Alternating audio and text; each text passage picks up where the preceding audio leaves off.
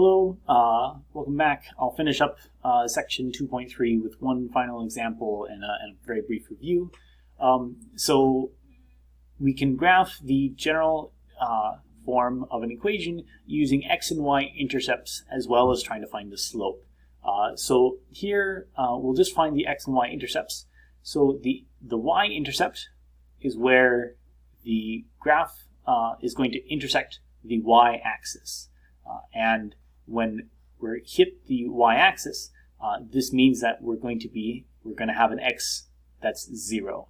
So in order to find the y-intercept, we'll just let x be equal to 0, and this will help us find the y-intercept. So in this equation, if we let x be equal to 0, we'll have 3 times 0 minus 2 times y minus 6 is equal to 0. Well, 3 times 0 is just 0, so that's going to cancel out. So I can add a 6 to both sides of my equation to get minus 2y is equal to 6. Dividing both sides by negative 2 means that y is going to be equal to negative 3. And this is going to be the y-intercept.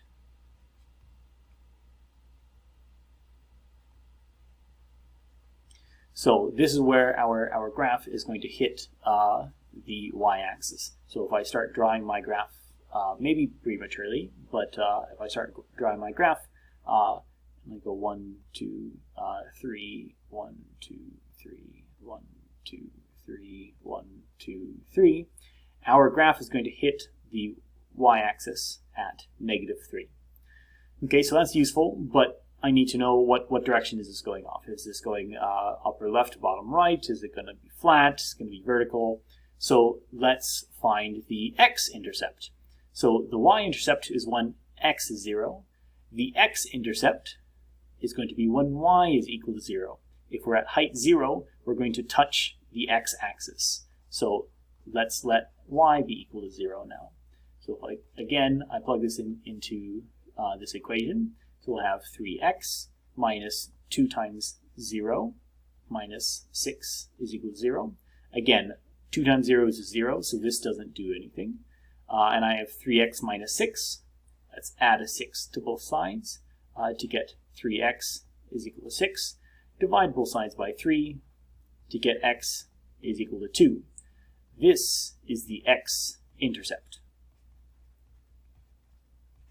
So in my graph, the x-intercept is going to be 2, which means it's going to pass through this line, this point right here. So my line is going to go roughly like this. I know 2 points that it passes through because when x is 0, y is negative 3, it passes through the point 0, negative 3. And it also passes through the point 2, 0. When x is 2, y is 0. So it passes through those 2 points, so we just connect them with a line.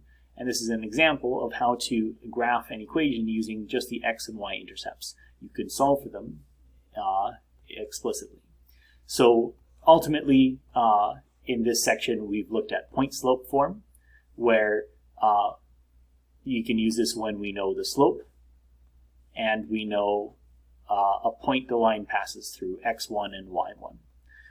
We also have point-intercept form, when we know the slope and where the line passes through the y-axis.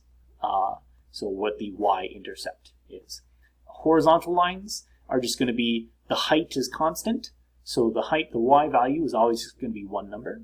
A vertical line means that it's going to be straight up and down, so every point is going to have the same x value, but all of the y values are allowed. And then the general equation of a line is going to be ax plus by, plus c. And you can always manipulate this to make it look like one of the other forms if those are easier, but you don't have to. This form works just as well.